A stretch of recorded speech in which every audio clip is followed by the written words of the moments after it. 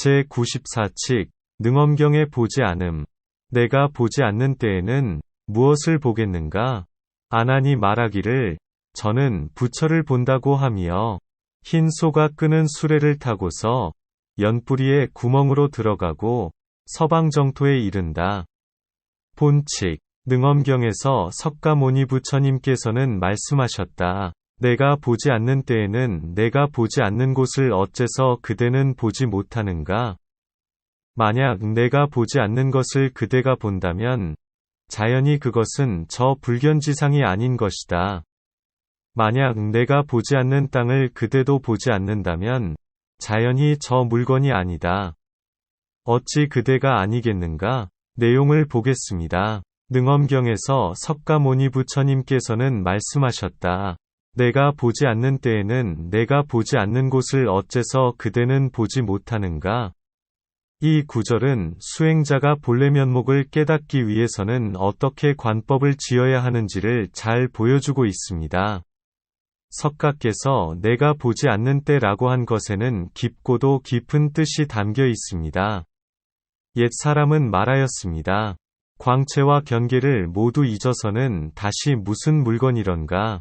저 번부가 아는 시류나 단멸을 참되다고 보지 않는다는 것입니다. 저 성문연각이 아는 공이나 보살이 아는 불공을 전부라고 알지 않는다는 것입니다. 진공을 알고 묘유를 아는 것이 끝이 아니라는 것입니다. 거기에 머물지 않는다는 것입니다. 내가 보지 않는 때라고 말할 때는 이 모두를 함축하고 있는 것입니다. 예컨대 석가께서 향로를 바라보는 것은 보는 것입니다. 이 향로는 아난 역시 함께 볼 수 있는 것입니다. 그렇지만 내가 보지 않는 때라고 할 때는 석가께서 향로를 보지 않는다는 것입니다. 이 향로라는 말 속에는 저 번부나 삼승이 아는 중도의 뜻을 함축하고 있는 것입니다. 이 삼승이 아는 것 밖이 바로 노지인 것입니다. 만약 내가 보지 않는 때라고 한 것을 호법의 사분설에 위거하여 살펴본다면 곧 자증분으로 비유해 볼 수 있습니다. 그러나 이 자증분이 곧 석가의 내가 보지 않는 때라고 말할 수는 없습니다. 이것은 뒷부분에서 설두 스님의 노래에서 다시 살펴보게 될 것입니다. 자증분이란 저 보는 자가 엿볼 수 없는 미지의 영역입니다. 저 보는 자가 8만겁의 시간 안에서 자제하다면 자증분이란 사마승직업의 시간을 따라 걷는 자인 것입니다. 저 보는 자란 오직 자신만이 실제이고 나머지는 모두 허상이라고 바라봅니다. 모든 것은 바로 여기에서 시작되었다고 아는 것입니다. 그리고 그에게는 모든 것을 있는 그대로 바라보는 눈이 있습니다. 그러나 지금 말하는 자증분이란 그것을 다시 아득히 초월하고 있습니다. 그러기에 보고 듣고 느끼고 아는 작용이 미치지 않은 영역이라고 하는 것입니다. 사실 이 자증분이라는 명칭은 번부에도의 해탈을 부수고 소승의 열반을 뒤엎고서야 비로소 출현하게 되었습니다. 그리고 이 자증분은 육식에도 존재하고 제7식 말라식에도 존재하고 제8식 아레야식에도 존재합니다. 이 자증분을 소나 코끼리에 비유할 수도 있습니다.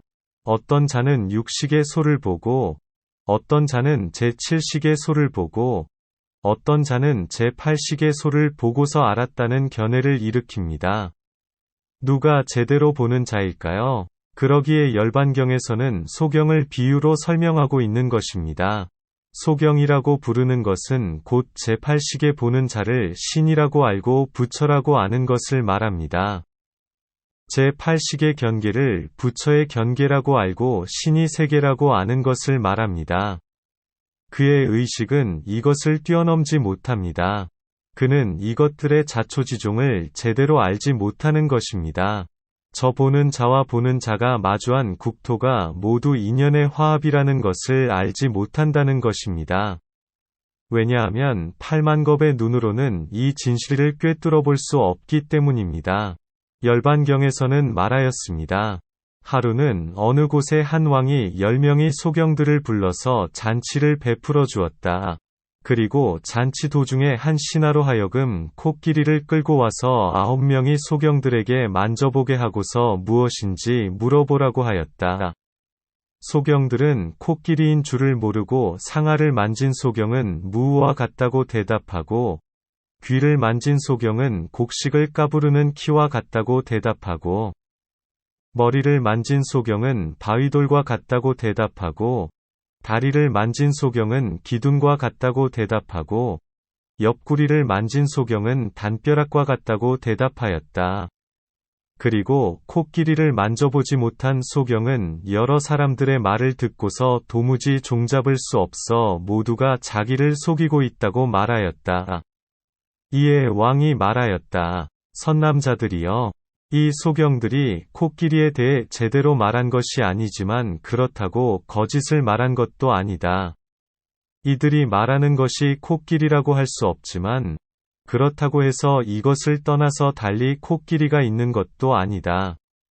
석가께서 내가 보지 않는 곳이라고 할 때는 곧 코끼리의 진짜 모습을 가리킵니다.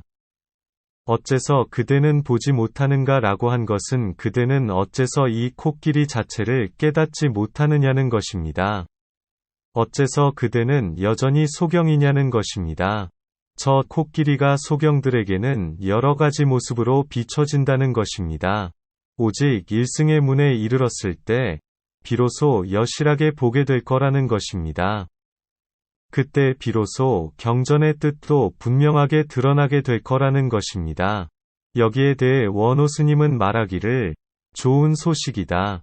보는 것을 써서 무엇을 지으려는가? 석가 늙은이가 줄줄 새는 것이 적지 않다라고 하였습니다. 좋은 소식이다 라고 한 것은 일승의 문으로 들어가는 실말이라는 것입니다. 보는 것을 써서 무엇을 지으려는가 라고 한 것은 저 보는 자를 가리킵니다. 거기에 머물지 말라는 것입니다. 석가 늙은이가 줄줄 새는 것이 적지 않다라고 한 것은 이처럼 말로 친절하게 보였어도 직접 두 눈을 모두 뜨고서 보는 것과는 같지 않다는 것입니다. 만약 내가 보지 않는 것을 그대가 본다면 자연히 그것은 저 불견지상이 아닌 것이다. 다시 높아심에서 부연 설명을 하고 있습니다. 내가 보지 않는 것을 그대가 본다면 이라고 한 것은 예컨대 연꽃을 바라볼 때 본다는 생각이 없이 그저 무심히 바라보는 그것이 곧 부처의 성품이 아닐까 생각하는 것을 말합니다. 그것은 보는 것입니다. 본래 면목이 아닐까 하고 점을 찍는 그것이 곧 석가께서 지금 그대가 본다면 이라고 한 것입니다. 연꽃을 그렇게 바라본다면 그것은 곧 코끼리라고 할 수도 없지만 코끼리가 아니라고 할 수도 없다고 한 것과 같습니다. 저 견문각지가 참성품이라고 할 수도 없지만 참성품이 아니라고 할 수도 없다는 것입니다. 여기에 이르러서는 절대로 경솔하게 굴어서는 안 됩니다. 후려치고 후려쳐야 하는 것입니다. 만약 저 소경들처럼 점을 찍는다면 지금 석가께서 말하는 볼 수 없는 어떤 것과는 아득히 멀어지게 될 것입니다. 석가가 말하는 불견지상이 아닌 것입니다. 그저 경계에 머물거나 경계를 마주한 자에 머물거나 보는 자와 자증분 사이에 머물거나 내지는 자증분의 한쪽 변두리를 지킬 뿐이라는 것입니다.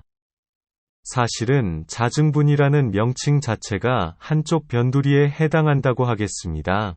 예나 지금이나 무수한 수행자들이 이 산을 넘지 못하고서 결국 길 가운데에서 백골로 돌아간다는 것을 기억해야 합니다. 여기에 대해 원호 스님은 말하기를 무슨 한가한 공부인가? 산승으로 하여금 양두산면을 짓게 하지 마라라고 하였습니다. 이라고 한 것은 꾸짖는 소리입니다. 무슨 한가한 공부인가 라고 한 것은 저 번부와 이승, 보살이 이 속박에서 벗어나지 못했다는 것입니다. 결국 마왕의 백성이 되고 이승의 편협한 공을 지키고 보살의 소굴에서 벗어나지 못했다는 것입니다. 산승으로 하여금 양두산면을 짓게 하지 마라라고 한 것은 그대의 물음을 따라서 어지럽게 말하지 않을 수 없다는 것입니다. 그대가 만약 사람에 집착하면 사람을 후려치고 경계에 집착하면 경계를 따라 문답을 세우지 않을 수 없다는 것입니다. 더욱 미세하게 비추고 비추어서 부순다는 것입니다. 만약 내가 보지 않는 땅을 그대도 보지 않는다면, 그대도 보지 않는다면 이라고 한 것은 곧 그대가 저 가시밭 현궁림을 지나간다면 비로소 좋은 소식이 있다는 것입니다. 저 현궁림을 무사히 지나가려면 일체를 훌훌 벗어던지고 깨끗하게 몸을 씻어야 한다는 것입니다. 한 점 실오라기도 두지 말라는 것입니다. 여기에 대해 원호 스님은 말하기를 어디로 가는가? 그래서는 쇠말뚝을 박는 것과도 같다. 돌이라고 하였습니다. 어디로 가는가 라고 하는 것은 곧 향하거나 등지는 것을 말합니다. 쇠말뚝을 박는 것과도 같다라고 한 것은 그렇게 해서는 곧 나귀를 한 곳에 묶어두는 말뚝을 박는 것과 같다는 것입니다. 돌이라고 한 것은 곧 푹 불어서 날려버리라는 것입니다. 자연히 저 물건이 아니다. 자연히 라고 한 것은 여기에는 닦아서 얻는 물건을 두지 않는다는 것입니다. 물건이 아니다 라고 한 것은 곧 밖에서 들어온 것은 집안의 가보가 아니라는 것입니다. 옛 사람이 일원상 가운데 우자를 둔 것은 예사로운 일이 아니라는 것입니다. 가볍게 살필 일이 아니라는 것입니다. 나귀를 소라고 우기지 말고 검은 소를 배구라고 알아서는 안 된다는 것입니다. 여기에 대해 원호 스님은 말하기를 소머리를 눌러 풀을 먹였다. 다시 입으로 무슨 소리와 빛깔을 말하리오 라고 하였습니다. 소머리를 눌러 풀을 먹였다라고 한 것은 검은 소를 길러서 노지에 흰 소를 이루게 했다는 것입니다. 다시 입으로 무슨 소리와 빛깔을 말하리오 라고 한 것은 곧 이 흰 소를 색으로 보려고 해서도 안 되고 음성에서 찾아서도 안 된다는 것입니다. 비록 소리와 빛깔이 이 안에 있지만 소리와 빛깔이 곧 이것이라고 해서는 안 된다는 것입니다. 어찌 그대가 아니겠는가? 어찌 그대의 본래 면목이 아니겠느냐는 것입니다. 이것이 곧 본체의 성품이라는 것입니다. 이처럼 석가께서는 아난의 손을 맞잡고 말씀을 아끼지 않았지만 당시의 아난은 알아차리지 못하였습니다. 깨닫지 못한 것입니다. 훗날 가섭존자의 질책을 만나고서 밤새 경행을 하며 참구하다가 마침내 피로하여 새벽에 잠을 자려고 베개를 더듬다가 문득 깨닫게 되었습니다. 질문: 그가 깨달은 것이 무엇이었을까요? 답변: 저 베개가 부처를 노래하고 법을 설하는 것을 들은 것입니다. 여기에 대해 설두 스님은 노래하였습니다. 송, 코끼리 전체, 소 전체라도 눈변과 다르지 않으니 예로부터 작가들이 명모를 함께하였다. 지금 황두노자를 보고자 하는가? 찰찰진진이 절반의 길이다. 하나하나 살펴보도록 하겠습니다. 코끼리 전체, 소 전체라도 눈변과 다르지 않으니 코끼리 전체, 소 전체라도 눈변과 다르지 않으니라고 한 것은 곧 코끼리 전체를 보았다고 해도 아직 방편문을 다 건넌 것이 아니라는 것입니다. 아직 일승보살이라고 이름하지 못한다는 것입니다. 하나를 얻고 하나를 잃었다는 것입니다. 질문: 어째서 눈병이라고 했을까요? 답변: 보지 못했는가? 한 올의 시로라기가 태산을 가로막는다고 한 것을. 여기에 대해 원호 스님은 말하기를 반쪽이 눈 먼 자이다. 반은 열고 반은 닫았다. 울타리를 붙들고 벽을 더듬으며 무엇을 하는가? 단칼에 두 쪽을 내라라고 하였습니다. 반쪽이 눈 먼 자이다. 반은 열고 반은 닫았다라고 한 것은 그저 절반쯤 밝혔을 뿐이라는 것입니다.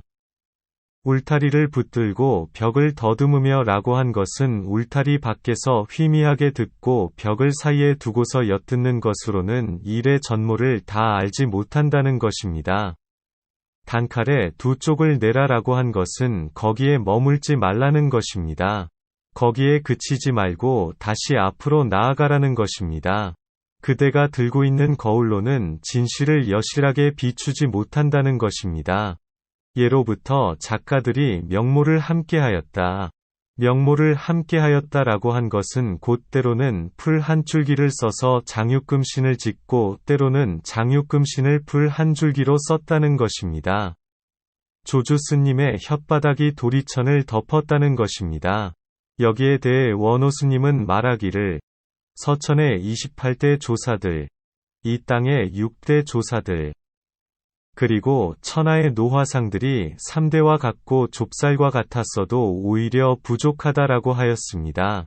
무한하고 무한하게 펼치고 펼치었어도 저 뜻을 다하지 못했다는 것입니다. 지금 황두노자를 보고자 하는가? 황두노자는 곧 황금빛 광채가 나는 얼굴을 가진 늙은이라는 말입니다. 이는 곧 석가모니 부처를 가리킵니다. 지금 황두노자를 보고자 하는가 라고 한 것은 석가모니 부처의 진면모를 알고자 하느냐는 것입니다. 무엇이 부처의 깨달음이겠느냐는 것입니다. 여기에 대해 원호 스님은 말하기를 이 늙은 오랑캐는 눈 먼 자야. 그대들의 발꿈치 아래에 있다라고 하였습니다. 이라고 한 것은 꾸짖는 소리입니다. 잘못 알지 말라는 것입니다. 설령 저 삼승의 가르침에서 부처를 찾아도 진짜 부처를 얻을 수 없다는 것입니다. 눈 먼 자야 라고 한 것은 지금 그대들은 모두 저 소견과 같다는 것입니다. 신봉사가 아직 눈을 뜨지 못했다는 것입니다. 그대들의 발꿈치 아래에 있다라고 한 것은 황금이 바로 그대가 서 있는 발 아래에 묻혀 있다는 것입니다. 이것을 얻고자 한다면 반드시 지혜라는 삽과 곡괭이를 가지고 파보라는 것입니다. 설두 스님은 소리쳤습니다. 지금 황두노자를 보고자 하는가? 찰찰진진이 절반의 길이다. 황두노자를 보고자 하는가 라고 한 것은 모두가 잘못 알고 있다는 것입니다. 무엇이 참으로 부처의 깨달음이겠느냐는 것입니다. 찰찰진진이란 티끌티끌과 국토국토가 원흉무해하다는 것입니다. 하나의 연꽃 가운데 하나의 국토를 담고 하나의 국토 가운데 백천의 국토를 담아도 서로가 서로에게 걸림이 없고 저마다 자제하다는 것입니다. 티끌과 티끌, 국토와 국토, 티끌과 국토, 국토와 티끌이 중중무진으로 회호하다는 것입니다. 석가세존께서 이와 같은 경계를 마주했다는 것입니다. 이것이 절반이라고 말하고 있습니다. 그렇다면 나머지 절반은 무엇일까요? 여기에 대해 원호 스님은 말하기를 발꿈치 아래에서 어긋났다. 다시 산승더러 무슨 말을 하라는 것인가? 나귀해가 되더라도 오히려 꿈에라도 볼 수 있을까라고 하였습니다. 발꿈치 아래에서 어긋났다라고 한 것은 한 사람은 진나라로 가고 한 사람은 산강으로 내려갔다는 것입니다. 그대가 나가면 나는 들어가고 그대가 들어가면 나는 나간다는 것입니다. 다시 산승더러 무슨 말을 하라는 것인가 라고 한 것은 여기에 대해서는 말을 붙이지 못한다는 것입니다. 나귀해가 되더라도 오히려 꿈에라도 볼 수 있을까라고 한 것은 여기에 이르러서는 석가세존도 오히려 알지 못한다는 것입니다.